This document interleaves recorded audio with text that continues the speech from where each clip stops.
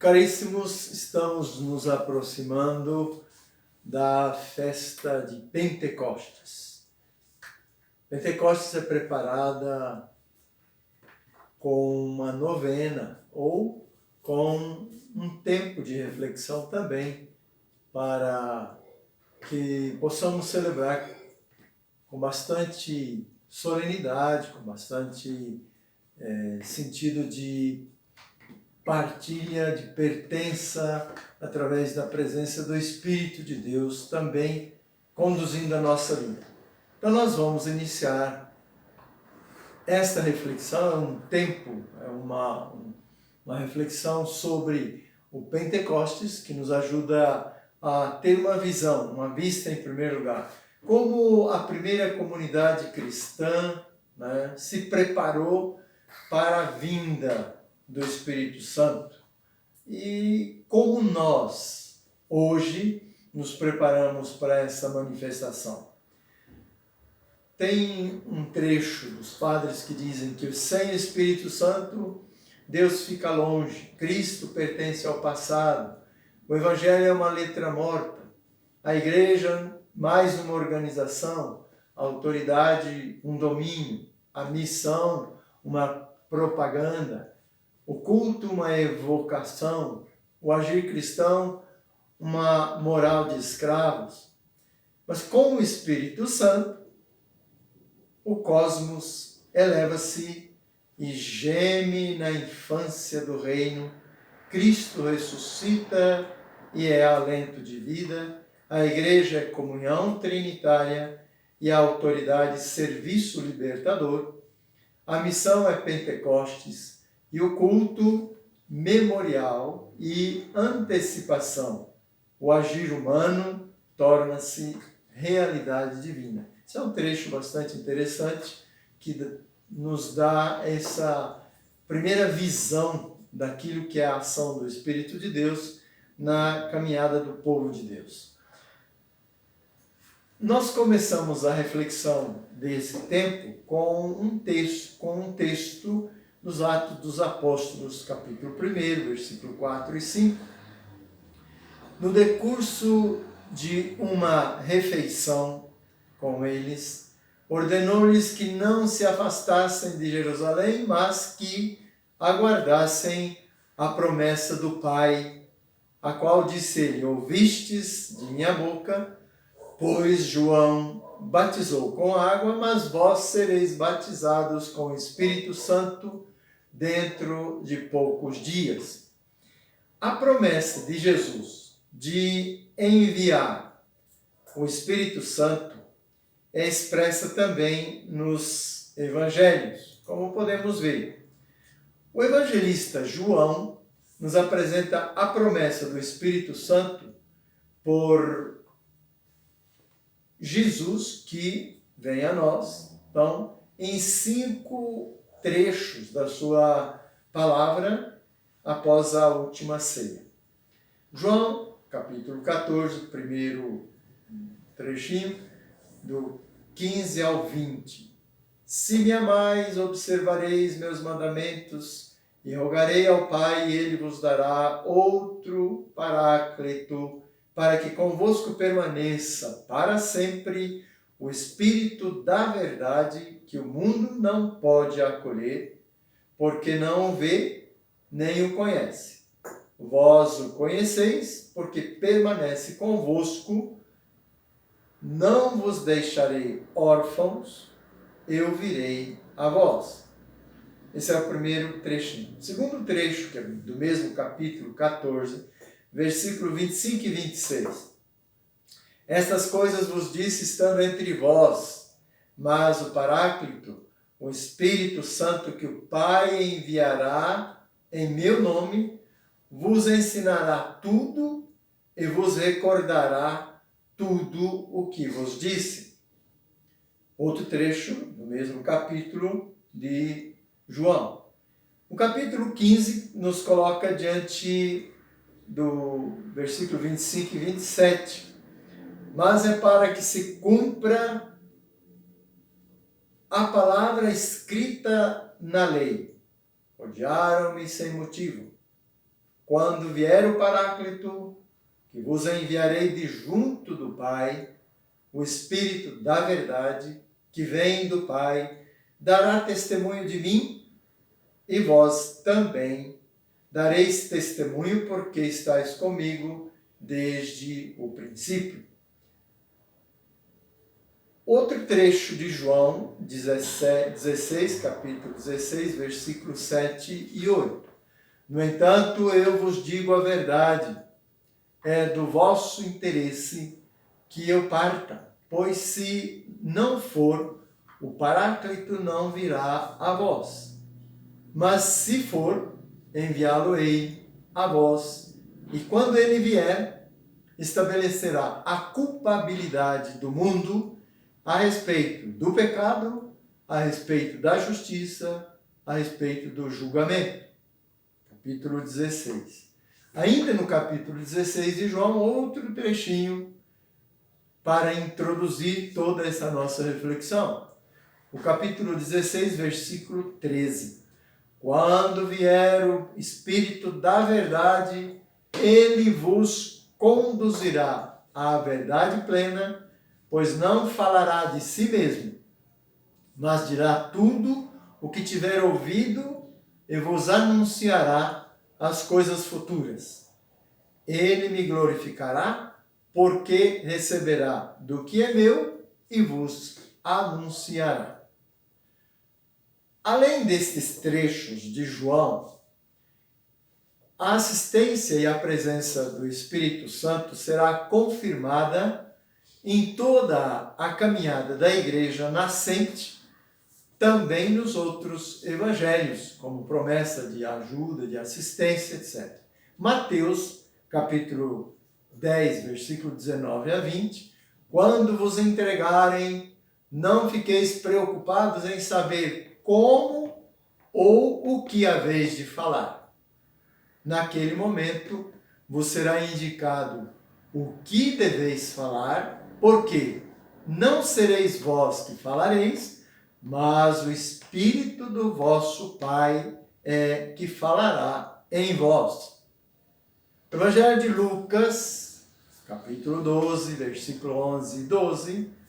Quando vos conduzirem às sinagogas, perante os magistrados e perante as autoridades, não vos preocupeis como ou com o que vos defender, nem com o que dizer, pois o Espírito Santo vos ensinará naquele momento o que deveis dizer. Novamente, outro trecho, Marcos, capítulo 13, versículo 11. Quando, pois, vos levarem para vos entregar, não vos preocupeis com o que haveis de dizer, mas o que vos for indicado naquela hora, isto falareis, pois não sereis vós que falareis, mas o Espírito Santo. Quem é o Espírito Santo? Na oração do credo niceno-constantinopolitano, se diz, falando do Espírito, professando a nossa fé, creio no Espírito Santo, Senhor que dá a vida, e procede do Pai, e com o Pai e o Filho é adorado e glorificado, ele que falou pelos profetas. O Espírito Santo, então, procede do amor do Pai e do Filho. É a efusão do amor mútuo do Pai e do Filho. É uma efusão tão perfeita e tão substancial que é uma pessoa. A terceira pessoa da Santíssima Trindade, da mesma essência e natureza do Pai e do Filho. O Espírito, que significa hálito, sopro vital, respiração. Dizendo isso, soprou sobre eles e lhes disse, Jesus vai chegar para os discípulos logo após a ressurreição, e disse, recebei o Espírito Santo. Aqueles a quem perdoardes os pecados, ser-lhes-ão perdoados. Aqueles aos quais retiverdes, ser-lhes-ão retidos. Espírito do Pai e do Filho. Espírito do amor de Deus, do amor em Deus. Na Escritura, o Espírito Santo é também frequentemente chamado o Espírito de Cristo. Carta de São Paulo aos Romanos, capítulo 8, versículo 9, fala assim. E o Espírito de Jesus, também os Atos dos Apóstolos, capítulo 16, versículo 7, fala dessa forma. Então, Cristo é o verdadeiro Verbo encarnado, feito homem. Ele será sempre o Verbo, sempre o Filho de Deus, mas que também, como o Espírito Santo, procede do Pai. Então, o Espírito Santo é Espírito de Cristo. A Igreja invoca esse Espírito para que venha acender nos corações dos seus filhos a chama da caridade, a chama do amor. E é esse Espírito que infunde no batizado o sentido da sua filiação. O capítulo 8, versículo 14 e 17 de Romanos nos coloca diante dessa filiação. Todos os que são conduzidos pelo Espírito de Deus são filhos de Deus. Com efeito, não recebestes um espírito de escravos para recair no temor, mas recebestes um espírito de filhos adotivos, pelo qual clamamos Abba, Pai. O próprio Espírito se une ao nosso espírito para testemunhar que somos filhos de Deus, diz São Paulo. E se somos filhos, somos também herdeiros. Herdeiros de Deus, co-herdeiros de Cristo, pois sofremos com Ele, para também com Ele sermos glorificados. Esta filiação apresentada pelo trecho da carta que nós acabamos de ouvir, a carta de São Paulo aos Romanos. O Espírito Santo, chamado especialmente por João, o Paráclito, é apresentado como o advogado, o defensor, o consolador. Jesus nos fala que o mundo não o vê nem o conhece. Quem é então que pode conhecê-lo? O discípulo pode conhecer de Jesus. O mundo não pode vê-lo e nem conhecê-lo. Por quê?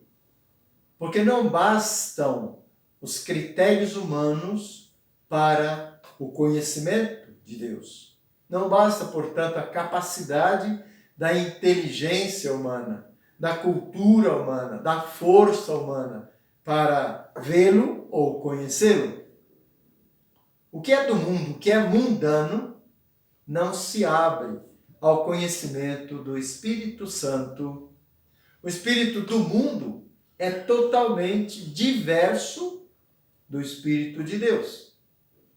Para poder chegar, então, ao conhecimento e à visão do Espírito de Deus, é necessária a fé. A fé é que nos leva ao encontro nosso com o Espírito Santo, que é o Espírito do amor.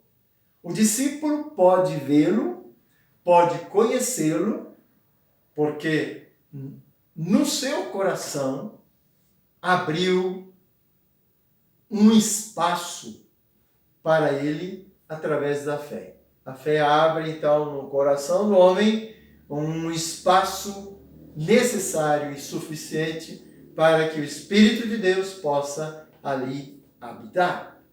Então, há uma morada no seu coração para que o Espírito possa habitar e aí permanecer. Então, permanecer nele. Jesus fala dessa permanência, o Espírito de Deus que permanece em nós. Porque o Espírito de Deus é o próprio amor. O próprio amor de Deus. O Espírito acolhido e conhecido pela fé, o que faz em nós? Gera a esperança. A primeira função do Espírito é a de sustentar cada um de nós, cada fiel, na sua árdua luta contra o mal, ajudando-o a decifrar o sentido profundo e glorioso da história, mesmo quando dentro dessa história acontecem muitos fracassos, muitas situações de angústias e sofrimentos. A Gaudium et Spes, documento do Concílio Vaticano II, nos fala assim: a Igreja é composta de homens os quais, reunidos juntos com Cristo, são guiados pelo Espírito Santo na sua peregrinação para o reino do Pai e têm uma mensagem de salvação para propor a todos. Portanto, o Espírito prometido por Cristo naquela noite para os discípulos está difundido e presente na Igreja. É, portanto, o Espírito que está na raiz da Igreja, gerando a Igreja, animando, sustentando a Igreja. Sustenta, consola, defende, fortifica a Igreja e cada um de nós. O Espírito Santo, o Paráclito, como diz São João, é o Espírito da verdade, o Espírito consolador, o Espírito que é o nosso defensor, o advogado Paráclito. Este Espírito de Deus é um dom pascal por excelência de Cristo. É um dom que nasce da Páscoa de Cristo, né? É um dom pascal.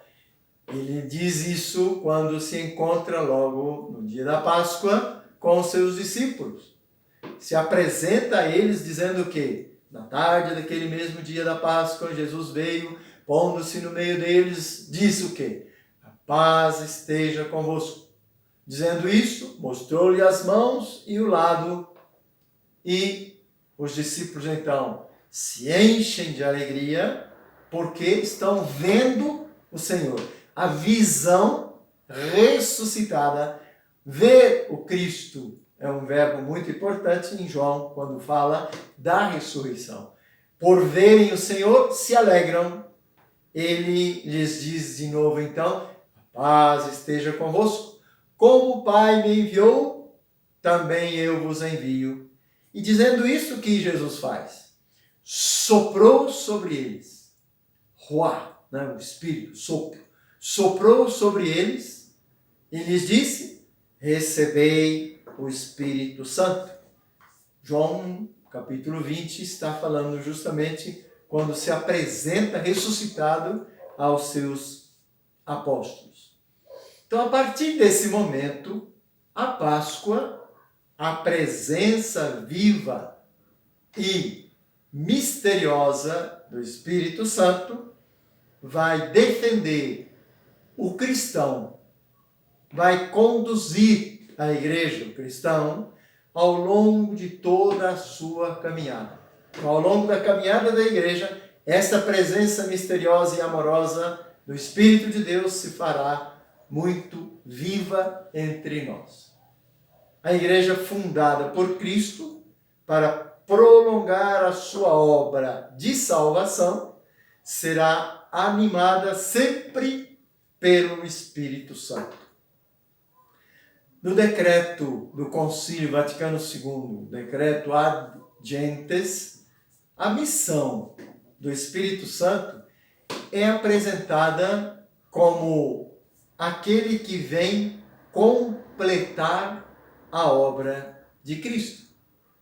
No dia de Pentecostes, é enviado aos discípulos para permanecer eternamente com eles. Permanecer conosco eternamente. Nesta vida já introduzindo-nos na eternidade de Deus. Neste dia a igreja é publicamente manifestada à multidão.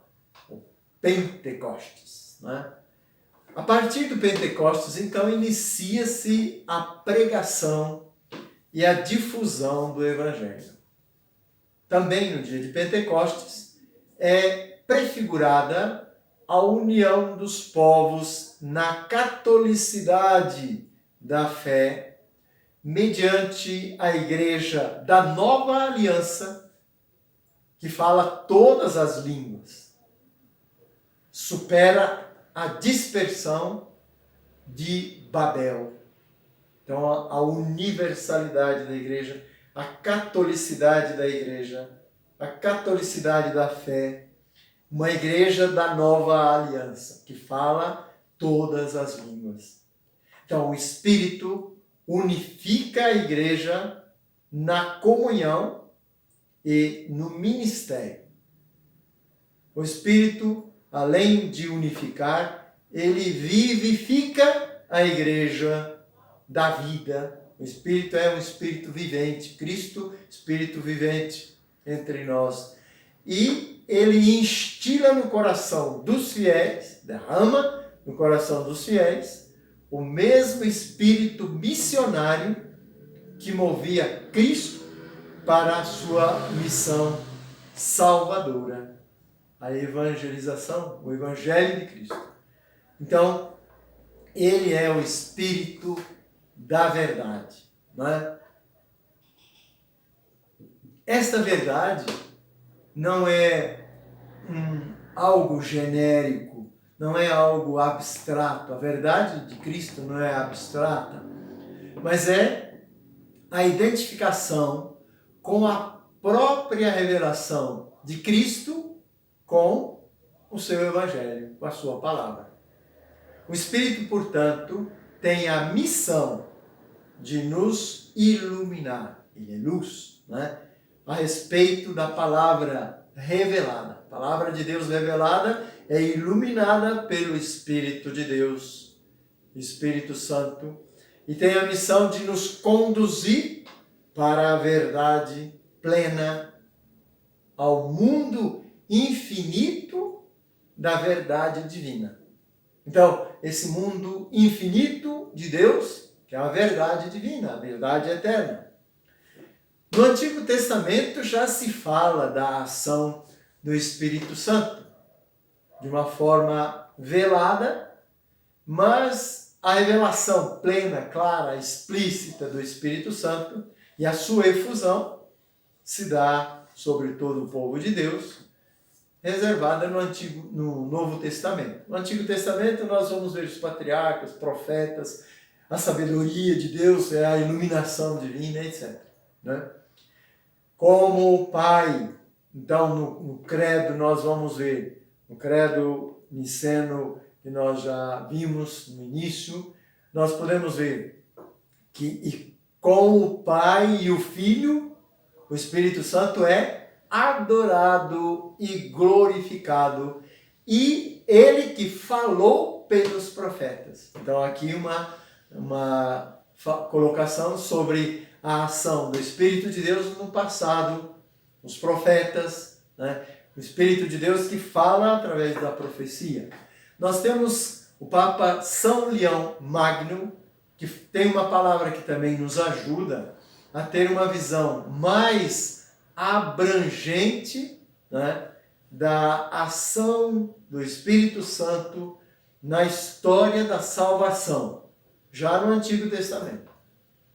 São Leão Magno, então, ele diz assim, que quando, no dia de Pentecostes, o Espírito Santo encheu os discípulos do Senhor, não foi o começo da dádiva, do dom, né?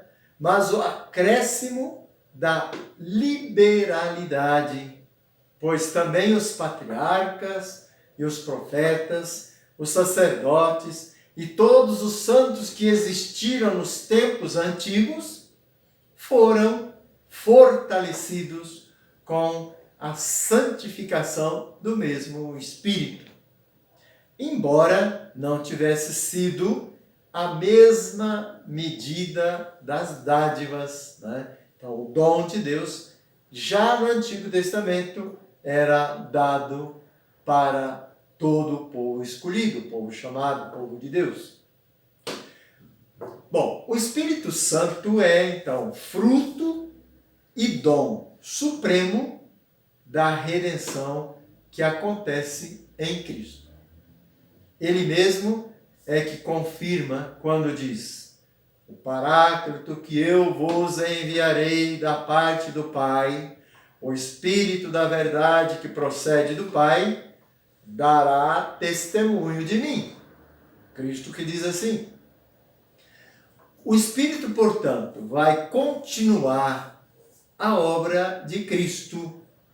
Ele vai dar testemunho dele, vai iluminar interiormente os apóstolos e todos os fiéis cristãos, né, sobre o mistério de Cristo, sobre a verdade da sua mensagem, a sua palavra, e sobre a realidade da pessoa divina que é o Cristo.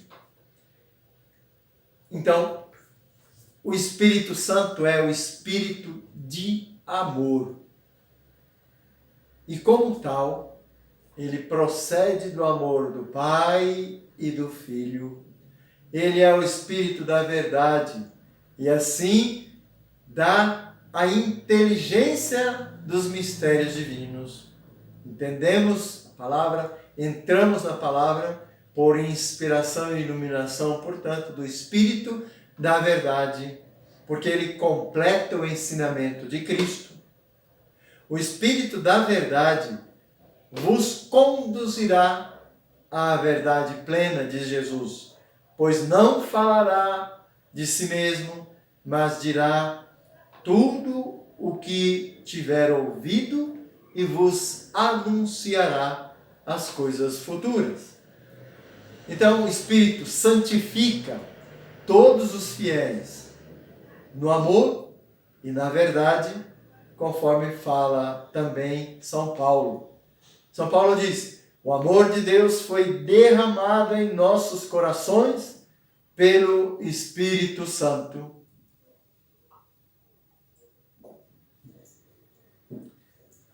O evangelista João, no capítulo 20, versículo 19 a 23, nós já citamos um pouco, ele diz que à tarde do primeiro dia da semana, estando fechadas as portas onde os discípulos se encontravam, que era o cenáculo, por medo dos judeus, né? Jesus se põe no meio deles e diz: a paz esteja contigo, a paz esteja convosco, a paz esteja no coração de vocês, a paz messiânica. Mostra as mãos, mostra o lado, e os discípulos se enchem de alegria, como já falamos, por verem o Senhor. E aí Jesus envia e sopra sobre eles, dá uma missão de anunciar o Evangelho e de perdoar. Tá bom, esse trecho nos mostra o primeiro encontro do ressuscitado com os seus discípulos, para enviá-los à missão. E para isso Jesus transmite-lhes o Espírito Santo. Então, a igreja, os discípulos, os apóstolos, para serem enviados à missão, para realizar a sua missão, necessitam ser revestidos do Espírito Santo. Por isso ele sopra sobre eles, ele cumula da presença do Espírito Santo. Então aí há um novo nascimento, uma nova criação. Esse Espírito renova a igreja, renova os apóstolos. Eles, então, serão portadores desta boa notícia a partir deste momento em que são revestidos do Espírito de Deus. E aí aparece a reconciliação. A quem perdoar os pecados serão perdoados. Então, a reconciliação através do perdão dos pecados que faz nascer o homem novo. O nascimento do homem novo, né? Então, liberto da maldição do pecado, vencido na cruz. O pecado foi vencido na cruz. Coragem, eu venci o mundo, Cristo fala, né? Por Cristo, então, está presente, ele está vivo. Cristo se faz vivo, presente na sua igreja, ressuscitado e conduzindo através do Espírito Santo a sua igreja.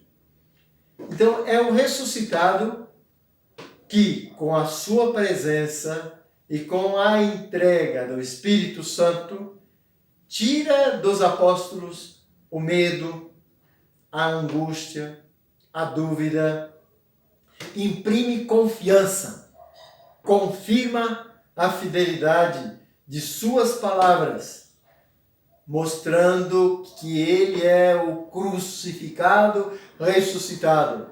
Mostra as suas mãos feridas, mostra o seu lado aberto.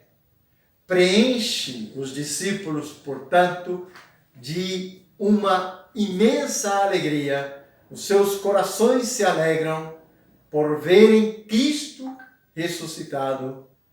Então, transmite a paz messiânica, a paz que vem do alto, a paz do ressuscitado. E envia-os para a missão, revestidos, portanto, desse mesmo Espírito Santo. Dá-lhes uma força especial própria para a missão. A força do Espírito Santo é que vai possibilitar o testemunho fiel dos apóstolos, o testemunho fiel da igreja em todos os momentos. Sejam momentos de alegria, como principalmente sinais, momentos de sofrimentos e momentos de perseguições.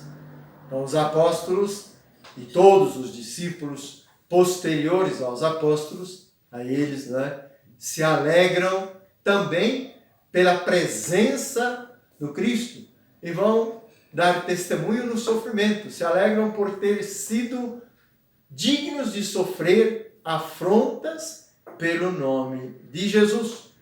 Paulo, consciente da própria missão, é que diz, testemunhando, agora acorrentado pelo Espírito, dirijo-me a Jerusalém sem saber